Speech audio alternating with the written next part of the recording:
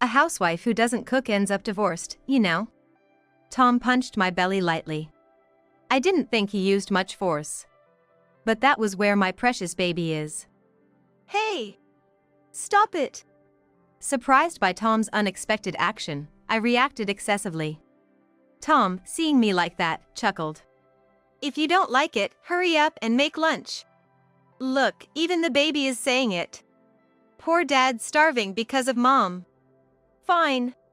I got it, so stop. Just not my belly. Don't hit my belly.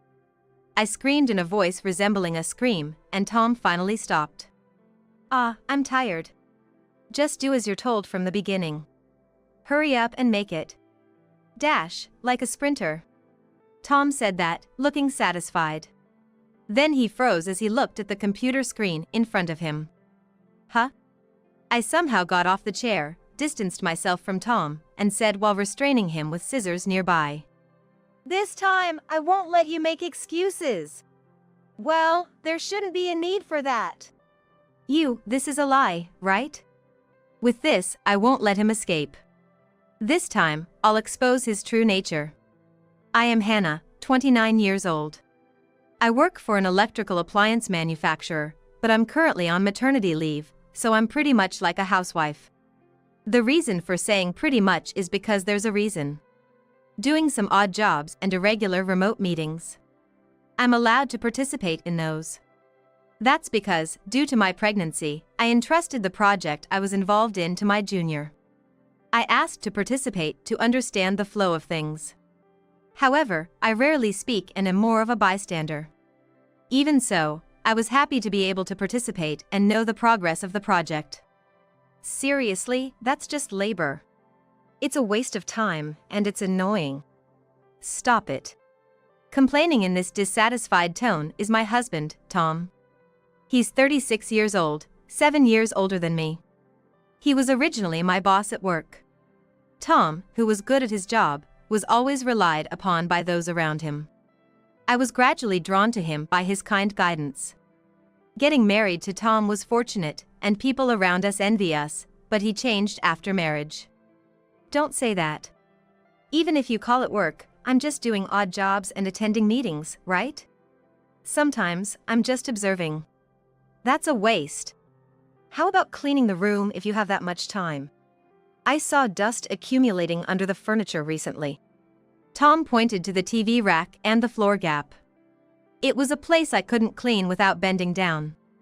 I'm in the last month of pregnancy, and with this belly, it's impossible to bend down. So, it's true that I've been neglecting cleaning in that area. I'm doing what I can for now, but I'm sorry. In a situation like this, normally the wife's parents would come to help with household chores. But you don't have that.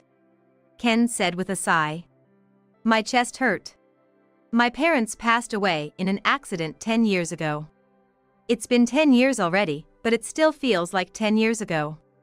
Yet, Tom casually makes fun of me for not having parents like I do now. And I always had to apologize. I'm sorry. I'm causing trouble. Then, Tom would always smile satisfied. You're lucky. Being able to marry a generous guy like me. I never thought I'd marry an ordinary woman like Hannah, with no special qualities. This is how Tom satisfies his ego. Every day is a barrage of sarcasm or bragging. He wasn't like this before we got married. Is it inevitable for people to change after marriage, regardless of gender? Furthermore, it's unfortunate that Tom has such a great facade that nobody believes me, no matter who I complain to. I get off-target responses like, "You're just being spoiled." Or, "It's good to be reliable." As everyone says, I could endure this much and just let it go. But recently, I've been troubled by Tom coming home after work. From the evening to the night, when the sound of trying to unlock the door, it's the signal of him coming home. Even if I was in the middle of doing some housework, when he comes home, I'd rush to the front door. And as I look at the opening door, I pray. I hope Tom is in a good mood today. When he's in a good mood, I only receive reports like, "The company did well." Or, "I secured a contract." The problem is when he's in a bad mood. So annoying. Acting all high and mighty like it's a business deal. That outdated guy. The moment he enters the door, Tom stomps his feet, making a loud noise. Welcome home. He tosses his bag towards me and heads to the bath, clicking his tongue. I was really scared of this whole sequence of actions. I considered divorce when this continued for several days. I first consulted with a colleague, but he didn't believe me. Tom? That's impossible. You're exaggerating. Look, you're pregnant and maybe tired, right? How about taking a break for a change of pace? The response was as if he was implying that I was the one being strange. It's sad, but I understand my colleague's feelings. Tom, when we worked together, was perfect in everyone's eyes. Always smiling, gentle, and calm. I don't think even my past self would believe that he could transform like this. Maybe it's just a passing phase. Perhaps he's becoming irritable because he's busy and tired. I decided to think positively. It's not like he's hitting me or anything.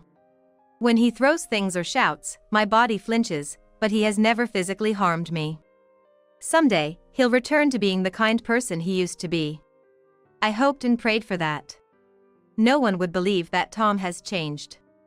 But except for one person. That's my Uncle Bob. My grandparents live far away, and my parents passed away. After the accident, I was left alone, but I had one reliable relative. That's my Uncle Bob, my father's younger brother. Because he moved to the city before my father did, he happened to live near our family by chance. Honestly, Bob looks scary. He's 6 feet 3 inches tall and has a good physique, so just standing there, he exudes an intimidating presence. However, he's incredibly kind and a wonderful person on the inside. When I was young, instead of my busy parents, Uncle Bob would often play with me. Back then, I thought of Bob as unemployed. That's how much he kept me company. I think he cared for me like a real daughter. You know, I was the first one to hold Hannah in my arms. He often joked like that and bantered with my father. So, after my parents passed away, it was indeed Bob who supported me. In my days, Bob took care of most of the procedures for me. When I didn't even feel like eating, he would make light meals like oats porridge or soup. I remember that I couldn't really say it was delicious, but I inadvertently put it in my mouth. After my parents' accident and my subsequent dropping out of college, Bob was the one who introduced me to a job. When I hesitated, feeling sorry for using connections, Bob said gently, "Don't get it wrong.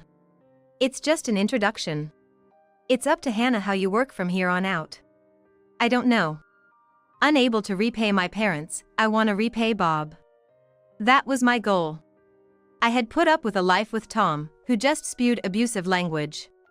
But one day, Tom finally raised his hand against me. At first, it might not have been intentional. Tom was in a worse mood than usual that day, and I knew I had to be careful. But I was also not feeling well and didn't have the patience. So, I inadvertently muttered to the point against Tom, who would pick on everything. "Oh, shut up." The moment I said that, I knew the room had frozen.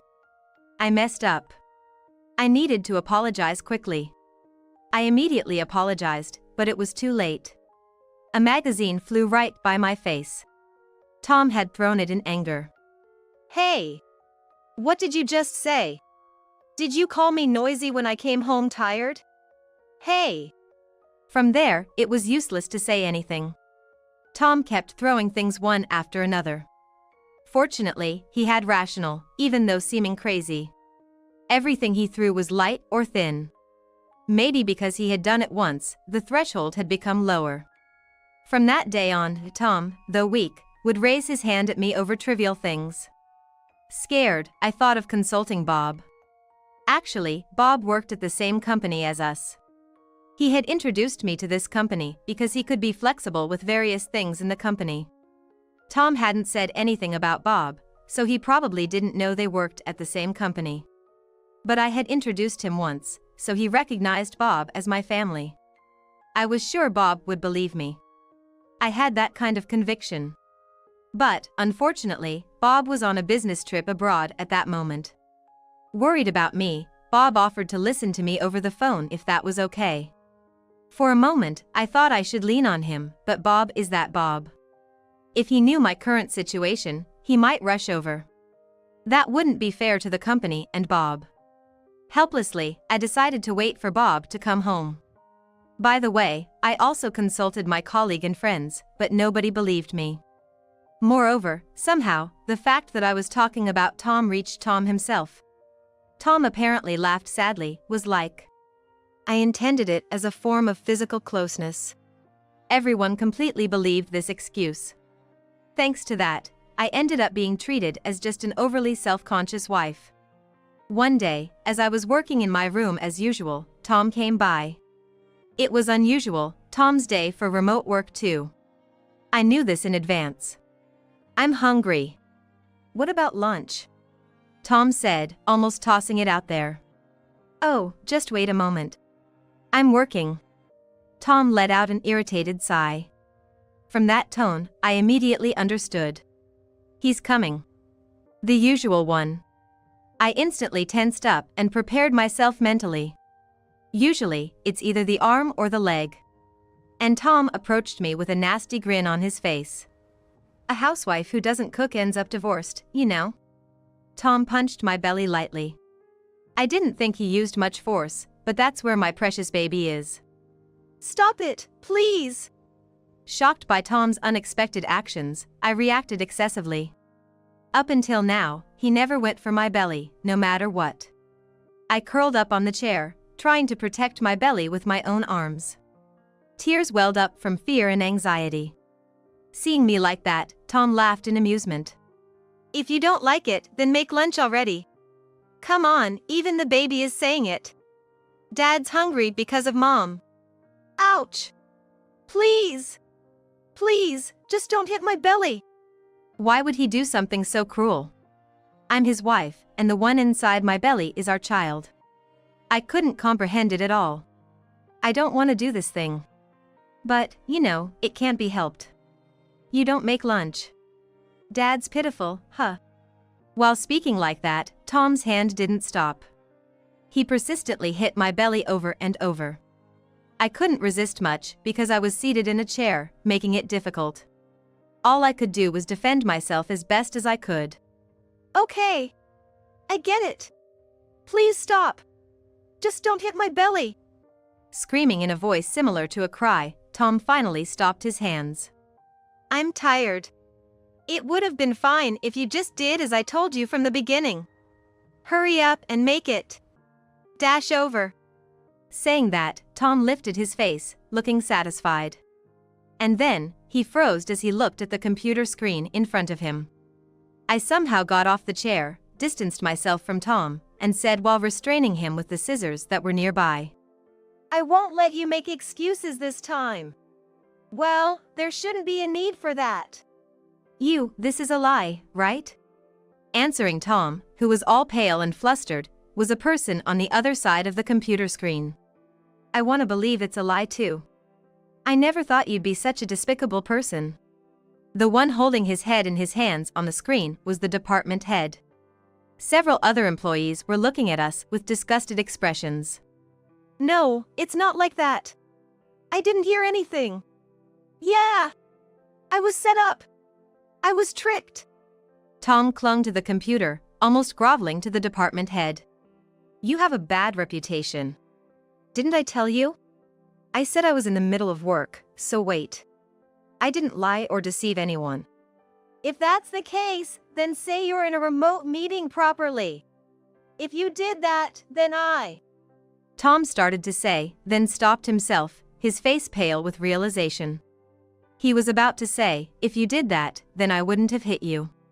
He's a guy who cares a lot about appearances and what others think. Tom, a sly and cunning man, he wouldn't even rouse his hands against another person's or utter foul language at work. That's why nobody would believe me even if I complained. I felt a sense of despair at that time. However, after some thought, I realized something. If they wouldn't believe me, I needed evidence. Since I found out that Tom had a remote meeting today, I had secretly planned to expose his true nature. I just didn't expect him to attack my belly. It was my fault for being careless. Anyway, everyone at work is witnesses, so there's no escaping this now. Let's get a divorce. I don't want to see your face anymore. No way! Hannah, without you, As Tom uttered these pitiful words, someone started knocking at the entrance. As I was about to go, Tom stood in my way, trying to obstruct me. Wait! We're in the middle of a conversation. Is it okay to raise your voice like that? The computer is still connected. Oh. I quickly slipped past the distracted Tom and rushed to the entrance. However, I was caught before I could get far, and my arm was grabbed by him. Stop! Let me out! This place is out of sight from the computer, just perfect. Hey, let's come up with an excuse together. Should we make it a prank? That's the safest bet. It's more credible if you say it, so tell everyone. No, I won't. I don't want to gauge your mood anymore, be treated like a slave, and be dominated by fear. Someone, help! I screamed in my mind. At that moment, I heard a rattling sound from the entrance, and the door swung open vigorously as someone entered from outside. Seeing the person's face, I collapsed on the spot in relief. Are you okay, Hannah? It was my Uncle Bob, who apparently secretly joined that meeting. He had watched the video and rushed to our house immediately. Luckily, the front door was left unlocked. Does it hurt anywhere? How about your belly? Bob rushed to my side, pulling me away from Tom. And then Bob shielded me with his back. Thanks to Bob's broad back, I couldn't see Tom. Most likely, Tom couldn't see me either. Hi, Bob. You're Hannah's uncle, aren't you? Long time no see. As I secretly glanced from behind Bob, the cunning Tom offered a forced smile. Bob, straightening his posture, looked down at Tom. Bob is taller, making Tom appear very small and delicate. Hannah, can you stand? You should rest on the sofa over there. Ignoring the Tom, Bob moved me to the sofa while supporting me. Sitting down brought some relief. Tom tried to approach me, but Bob stopped him with grim face. Rest for a bit, then let's go to the hospital just in case. That's too much. It was just a little shove. It's part of our intimacy as a couple. How could he perceive it that way? Just stay quiet. Once we confirm Hannah and the baby are okay, we can talk. Don't worry, the meeting was recorded, so you can relax. You were watching that? So, we are in the same company. Tom clicked his tongue in frustration and fell silent. Really, what a terrible man you married, Hannah. Seeing Bob sigh with a stern expression, I felt somewhat apologetic and couldn't say anything. I went to the hospital and confirmed that there were no problems with the baby in my belly. I felt relieved, and my whole body relaxed. With that, Bob and I, along with Tom, headed to the company. Bob was like, "Think yourself and the baby first. Leave the rest to me." But in the first place, this is a matter between Tom and me. Even if it's Bob, I can't leave everything to him. There could have been a different day to address this, but it's about Tom. The more time we give, the more he might come up with something. I'm already in the last month of pregnancy, and I don't know when labor pains might come. It's best to settle this quickly now. I am a mother. I have a duty to ensure that this baby can be born with peace of mind. When we arrived at the company, we were immediately led to a separate room. It seemed Bob had made the arrangements. There must have been testimony from the employees present at the meeting. In the spacious conference room, the meeting members, Tom and I, and Bob were gathered. Bob handed me my bag, and I took out a piece of paper from inside. It was with a contact number of lawyer who assists divorce. I had prepared for it a long time ago and kept it in my bag. Tom's face contorted for a moment, but then he smiled uncomfortably. I also have some blame for things being misunderstood. I'll accept the divorce. I don't really care about the division of property. I'll pay child support too. Perhaps because we were in front of everyone, he was strangely understanding. With Tom's acceptance, the conversation proceeded smoothly. However, when we reached a certain point, Tom froze. Quit the company or be transferred? Yes. I plan to return after my maternity leave and childcare leave. It wouldn't be good for both of us if you were still here, right? So, I really want you to quit. Tom looked at me seriously and nodded. I see. But what about the company's perspective? What are you trying to say?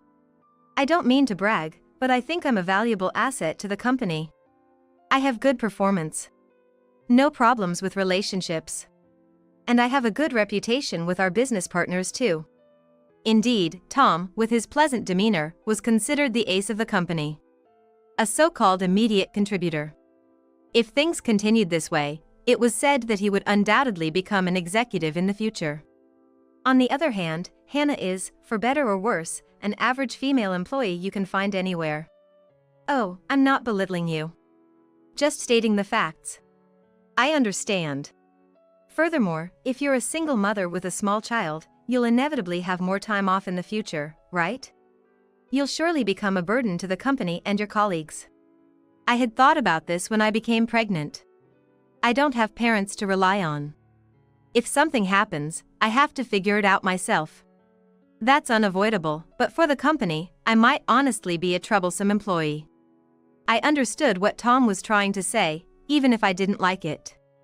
He was implying that the company would choose him, an ace and valuable person, who brought complicated risks even though he caused the problem this time, over me. See? So, the best thing is to let this incident go and get along again. It's the best for the baby too. I don't want that. Tom looked bewildered. Tolerate and accept it again? Are you kidding me? That won't change anything. Do you want me to endure the hellish days of being constantly insulted again? The employees whispered among themselves, looking at Tom with puzzled expressions. Especially the female employees were giving him cold glares as if he were a bug. Because we're a couple, we've had our disagreements. But it should be mutual. Is that mutual? The ratio is way off, don't you think? I was always the one being pushed around. As I retorted, Tom seemed unable to hide his agitation. You're like a completely different person. What happened to you, Hannah? Well, until now, I've been patient. I had hoped that you might change someday. But I never thought you'd lay a hand on our baby. The surroundings' gazes became sharp in an instant. Tom chuckled sheepishly. Sweat trickled down his forehead. Hannah, that's why. Going back to the conversation, let's leave the decision of who will quit to the company. Is that okay? Tom responded energetically. I wonder he was confident that if it's in the case he would be the one chosen. Well then, we'll proceed with the divorce right away. Thanks for your efforts. Starting now, you and I are strangers. Hang on, Hannah. Goodbye. I wanted to get away from this person as soon as possible. With my Uncle Bob accompanying me, I went to consult with the lawyer for divorce process. By the way, the Tom seemed to have some strange confidence, but his resignation was certain. It's a bit underhanded, but Bob is our president, in other words, the head of the company. Since the president is on my side, I already know the outcome. It feels a bit unfair, though. Muttering that, Bob furrowed his brows with a stern expression. What? The one at fault is that guy. He doesn't even remember the face of the company's president, let alone act like he's some valuable talent. So arrogant. I vented a bit to Bob. His face turned red with anger. Thanks to talking a lot, I felt refreshed. So, on the way back to home, we had a conversation eagerly anticipating the birth of my baby. I have no more worries. I can give birth in peace now. A few days later, I gave birth safely. It was a cute girl. Bob came to the hospital, tearing up like it was his own grandchild. I received a message from Tom saying, I want to meet her. Did this person forget what he did before my baby was born? I replied like, I can't meet you, it's too dangerous. I want to cut ties with him, but I don't want to risk him getting angry, so I've made the messaging app a way to communicate. By the way, I receive daily updates on his situation. After being fired from the company, he got a job in the same industry. But, because it's the same industry, rumors about Tom are already circulating. He lamented like, Everyone is cold to me, and I can't even get a girlfriend. according to his colleague, Tom lamented like, I could never meet an amazing woman such a Hannah. well then, don't do things like that. Now I'm discussing with Bob about my baby's name. We're struggling to come up with a good name. And Bob is already smitten. He's so affectionate that he won't let my baby marry anyone. I couldn't show this grandchild to my parents, but I'm glad Bob is happy. Someday, when my baby learns to speak, I want to make Bob be called her grandpa. Despite appearances, he'll probably burst into tears. I'm looking forward to it.